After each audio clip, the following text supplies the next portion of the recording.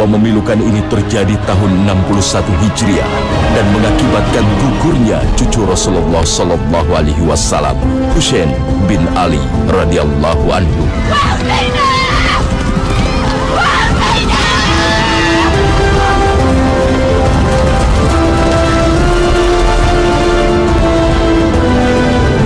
Peristiwa ini kemudian dikenal sejarah dengan tragedi Karbala.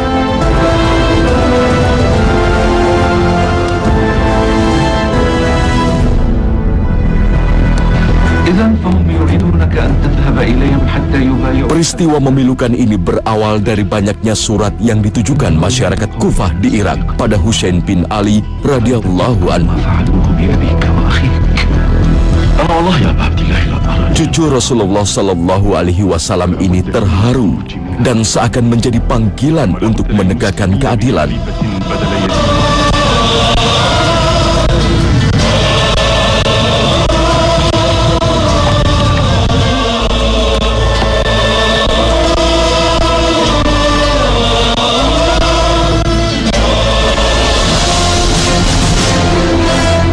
Namun sayang, ketika ia bersama sekitar 80 orang berangkat ke Kufah, mereka dihadang pasukan gubernur Kufah.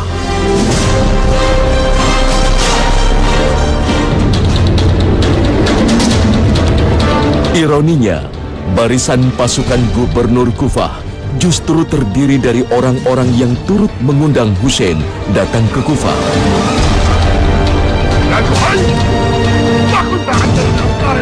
Salah seorang di antaranya adalah Syamer bin Zil Jauzan. Syamer sesungguhnya adalah pelaku utama di balik layar dari meninggalnya seorang Husain radhiyallahu anhu, di mana ialah pembisik kepada pemimpin yang membuat keputusan bahwa Husain tidak bisa dilepaskan dan tidak boleh dimaafkan.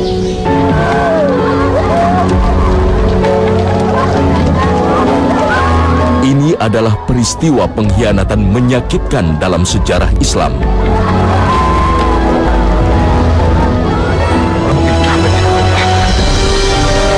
Dan dilakukan oleh sosok yang tidak populer dalam sejarah. Jika sosok ini tidak ada, mungkin sejarah akan berkata lain.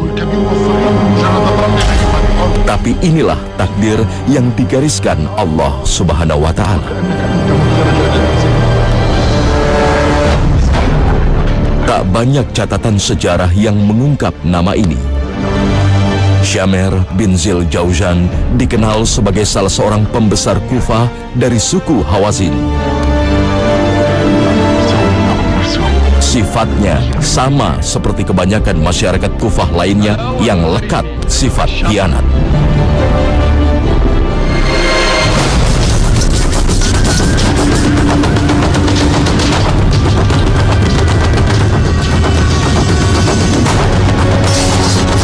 Namanya mulai disebut-sebut sejarah dalam Perang Siffin pada tahun 37 Hijriah.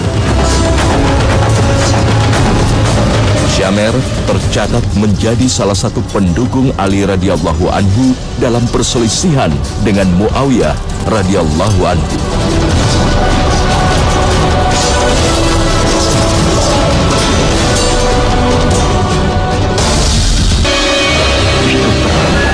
Atas sikapnya ini, sosok Syamer dicatat sebagai sosok yang tidak memiliki prinsip dalam menegakkan kebenaran dan dakwah Islam. Syamer adalah orang yang seringkali dia masuk tanpa kejelasan ideologi.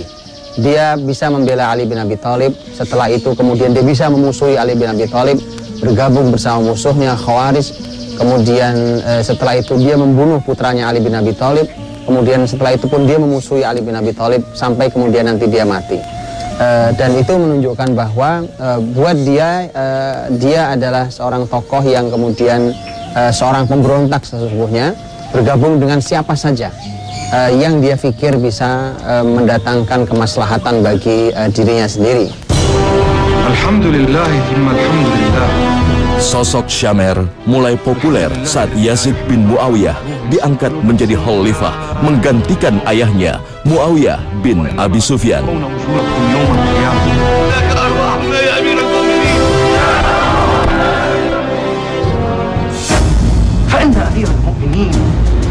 Pengangkatan ini membuat kecewa penduduk Madinah karena pengganti khalifah ditunjuk berdasarkan keturunan yang sebelumnya tidak pernah dikenal dalam masyarakat Islam.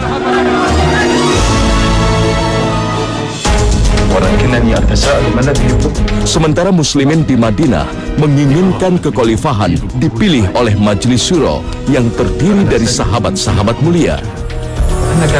Inilah yang dulu menjadi janji Muawiyah terhadap Hasan bin Ali radhiyallahu anhu saat Hasan radhiyallahu anhu menyerahkan kekhalifahan dengan sukarela kepada Muawiyah. Bismillahirrahmanirrahim. Itu sebabnya saat warga Kufah mengirim surat menyatakan dukungannya, Husain bersama 80 keluarganya nekat datang ke Kufah.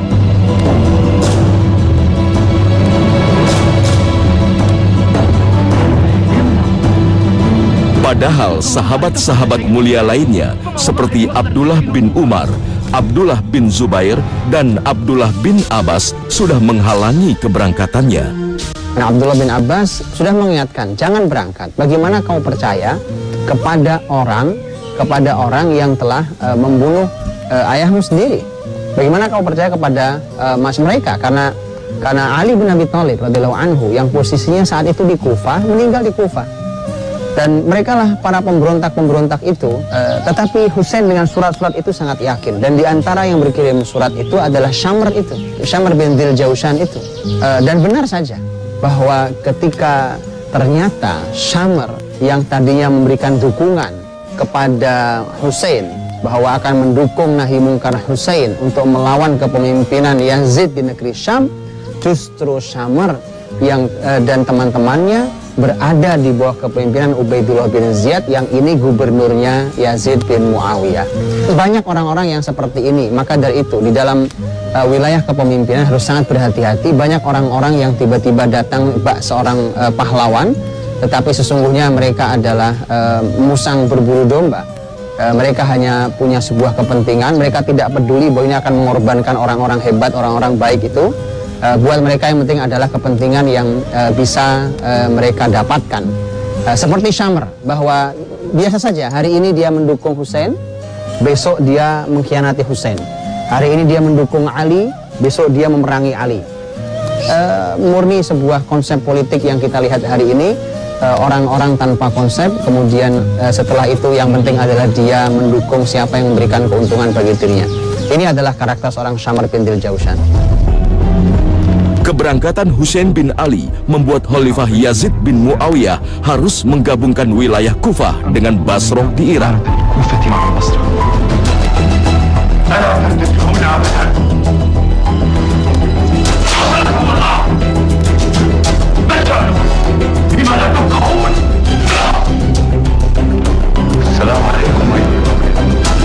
Khalifah Yazid menunjuk gubernur Basrah, Ubaidullah bin Ziyad, menjadi pemimpinnya karena ia dikenal memiliki watak yang keras dan ambisius hingga diharapkan bisa menangani Kufah yang penduduknya dikenal mudah berkhianat.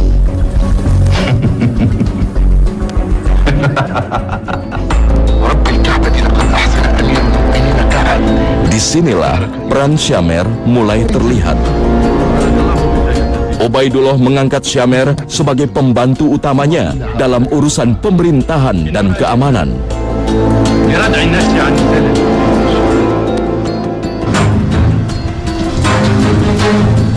Sang gubernur pun mengirim pasukan besar untuk mencegah rombongan Husain bin Ali radhiyallahu anhu.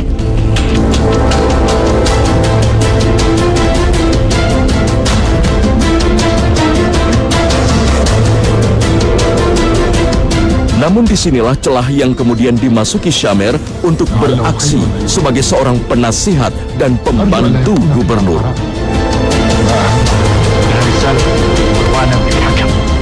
Dia mulai menghasut gubernur agar tidak membiarkan Husain bin Ali radhiyallahu anhu bebas begitu saja, karena dianggap mengancam keamanan dan persatuan kaum muslimin.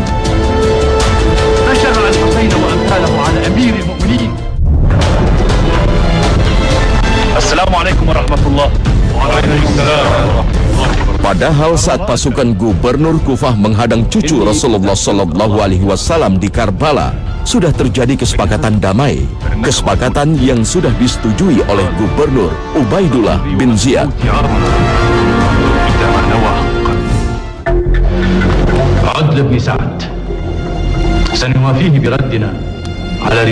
Andai saja tidak ada hasutan dari Syamir bin Zil Jauzan, barangkali peristiwa memilukan Karbala tidak pernah ada.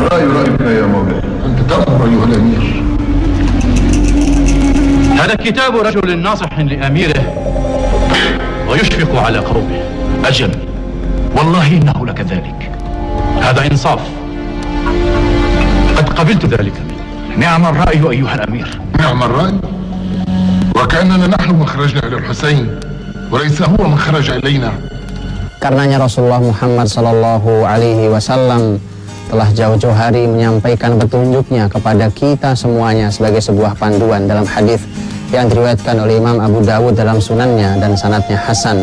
Rasulullah Sallallahu Alaihi Wasallam bersabda, "Idza aradallahu bil amiri khairan," jika Allah Subhanahu wa Ta'ala menginginkan kebaikan pada seorang amir, ja'ala lahu wazira sidqin, Allah akan menjadikannya di samping dia ada wazir yang jujur dan benar. Dan dalam contoh sejarah sangat banyak orang-orang wazir-wazir yang baik, para pembantu, staf, pendamping yang baik, maka dia akan menentukan kebaikan sang pemimpin.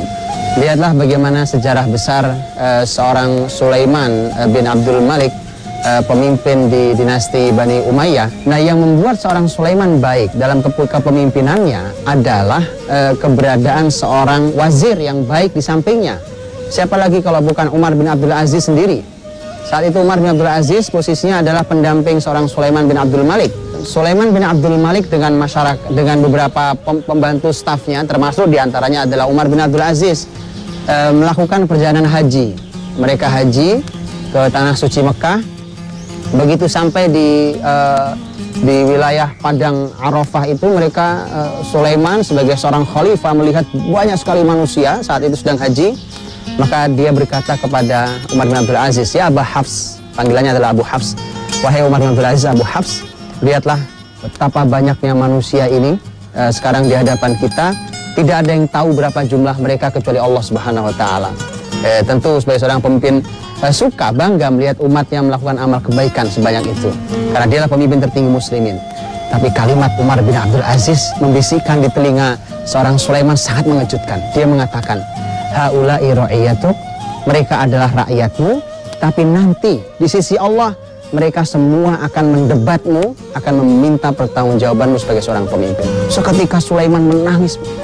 Betapa mengejutkan bagi seorang Sulaiman ketika dia ingin menyampaikan kesenangannya, tapi tiba-tiba diberikan kalimat seperti sebuah hantaman di hatinya, bahwa mereka rakyatmu, tapi kelak di sisi Allah mereka semua akan menuntutmu.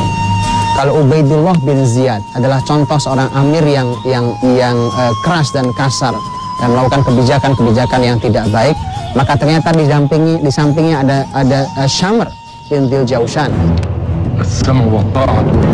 Maka Gubernur Ubaidullah mengirim Syamir bin Zil Jauzan ke Karbala untuk menangani rombongan Husain bin Ali radhiyallahu anhu.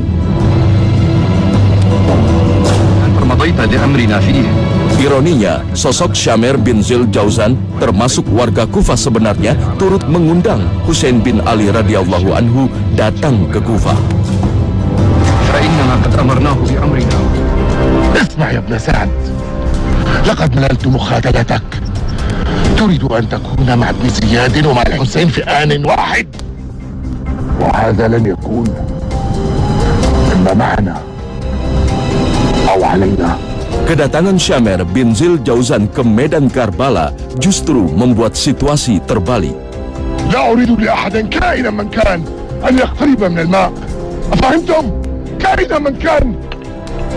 الذي تفعله أيها الشمير. Keberadaannya justru membalikan situasi yang damai menjadi tegang. كان الأجدر بك أن تمنع عنه الماء حتى ينزل على حكم الأمير. ويحك! أتريد أن تمنع الماء عن الحسين وأنت تعلم أن معه نساء وأطفالا؟ إن كان الحسين يخشى على نسائه وأطفاله فليطع الأمير. أي حقد أعمى يلبسك؟ تريد أن تمنع الماء عن الحسين وأهله؟ والله ما منعنا ماء الفرات عن الكفار، فكيف بمن هم أهلنا؟ أهلك أنت وليس أهلي. Syamer tidak mau melepaskan cucu Nabi Shallallahu Alaihi Wasallam.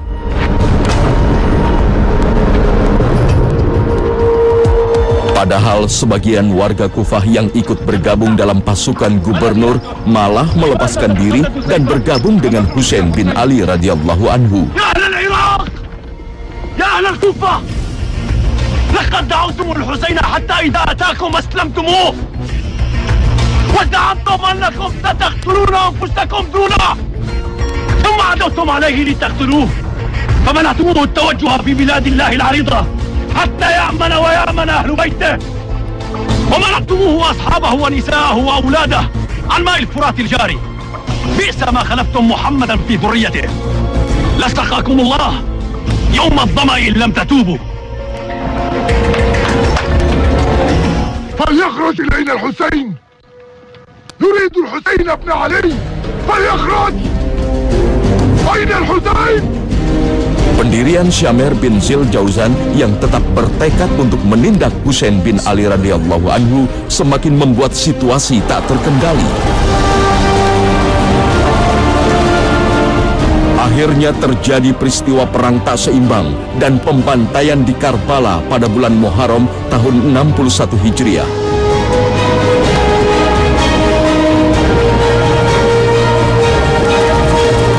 Akibatnya, cucu Rasulullah Sallallahu Alaihi Wasallam yang disebut sebagai pemimpin pemuda di surga gugur di tangan Syamer bin Zil Jauzan.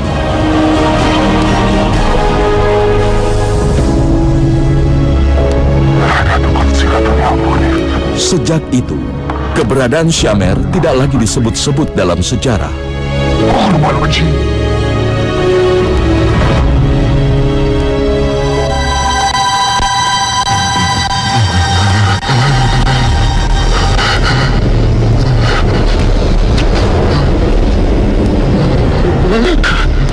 Namun sebuah riwayat menyebutkan pada tahun 70 Hijriah, Syamer bin Zil Jauzan tewas dibunuh dalam sebuah peperangan dan jasadnya dibuang.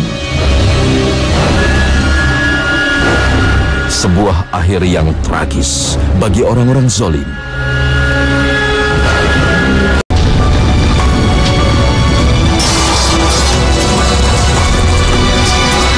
Pada tahun 70 Hijriah, Syamer bin Zil Jauzan tewas dibunuh dalam sebuah peperangan dan jasadnya dibuang. Sebuah akhir yang tragis bagi orang-orang zalim.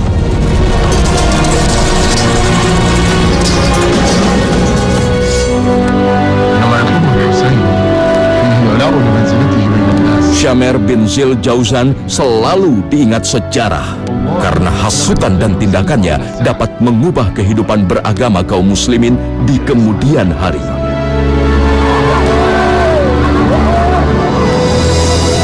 Maka munculnya sosok Syamer bin Zil Jauzan benar-benar menjadi pelajaran mahal dalam sejarah Islam. Seorang pemimpin yang jelek, yang buruk seperti Syamer bin Zil Jauzan menentukan juga keburukan seorang pemimpin, sekaligus mencerminkan siapa pemimpinnya dan apa yang nanti akan diputuskannya.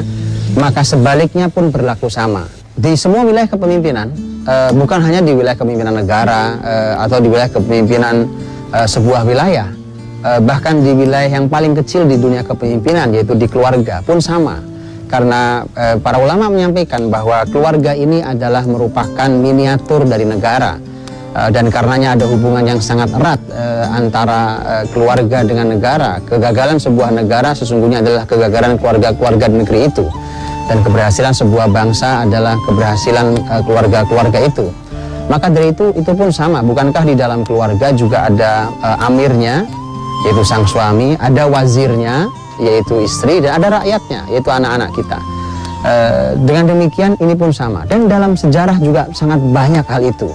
Rasul sendiri, Rasulullah Muhammad SAW, seorang Rasul, pemimpin besar, Nabi, dibimbing oleh wahyu. Tapi ketika dalam peristiwa Sulhul Hudaybiyah tahun 6 Hijriah, Dan Nabi SAW memerintahkan kepada para sahabat untuk korban, untuk memotong kambing yang dibawa, yang memang mereka niatkan mau dipotong di Mekah, di Ka'bah sana. Tetapi karena mereka dihalangi untuk masuk ke Mekah, maka Nabi meminta untuk dipotong di Hudaybiyah. Tapi tidak ada satupun sahabat yang mau bergerak dari tempat duduknya. Semua diam karena mereka semua ingin ke Mekah. Mereka kecewa. Rasulullah SAW terkejut dengan itu karena tidak pernah dalam sejarahnya Nabi SAW memerintah sahabat kemudian tidak didengar oleh sahabat. Dalam kegundahan itulah beliau datang masuk ke tenda beliau. Di dalam tenda ada istri beliau, Ummu Salamah radhiyallahu anha. Begitu Nabi masuk ke dalamnya, kemudian terlihat bundahnya, wajah itu, maka sang istri bertanya, apa yang gerangan yang membuatmu gundah ya Rasulullah? Rasul menyampaikan, aku perintahkan sahabatku tidak ada satupun yang mau melaksanakan. Kata Ummu Salamah mudah sekali. Ummu Salamah mengatakan, keluarlah lagi di hadapan mereka, ambil pisaumu, panggil tukang cukurmu, cukur rambutmu, kemudian ambil pisaumu, kemudian sembelih tanpa kau berkata apa-apa. Luar biasa, seorang pemimpin sebesar Nabi Shallallahu Alaihi Wasallam, bahkan ketika sedang gundah, ternyata itu bisikan itulah yang kemudian dilakukan oleh Nabi SAW, dan betapa ampuhnya, betapa dahsyatnya. Apa yang disampaikan oleh Ummu Salamah ternyata berdampak sangat positif, dan seluruh sahabat mengikuti apa yang disampaikan, yang diperintahkan oleh Rasulullah SAW untuk menyembelih kambing-kambing mereka. Maka dan itu sangat banyak. Untuk itulah menjadi sebuah pesan yang mahal buat semua kita.